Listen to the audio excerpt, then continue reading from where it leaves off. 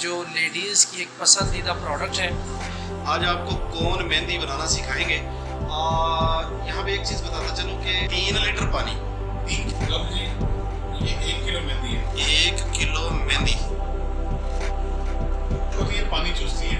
Okay. और जिस time सारा पानी चूस देती है फिर इसको मेहंदी बनाया ताकि पूरी पावर दे। अगर जल्दी आप बना देंगे फिर ये होगा कि वो पानी लीक कर देंगे और आपकी कोन लीक हो जाएगी। कौन लीक हो जाएगा? कौन से कलर है ये? फूड कलर नहीं, ये फूड कलर नहीं है, ये डाइंग के कलर होते हैं। डाइंग कलर, मेहंदी के स्पेशल कलर होते हैं ये। इसको कहते हैं मेहंदी के डाइंग कलर।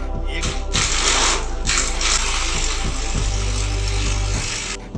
बाबर भाई, आपका टेलीफोन नंबर? मेरा टेलीफोन नंबर है 0300। वो देने जा रहे हैं, तो चलते हैं जी, देखते हैं कि कौन मेहंदी किस तरीके से बनती है।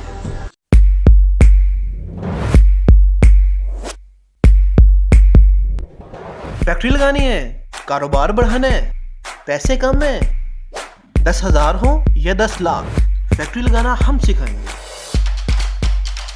हर इतवार को आप आएंगे, फैक्ट्री लगाना हम सिखाएंगे। नाम याद रखना,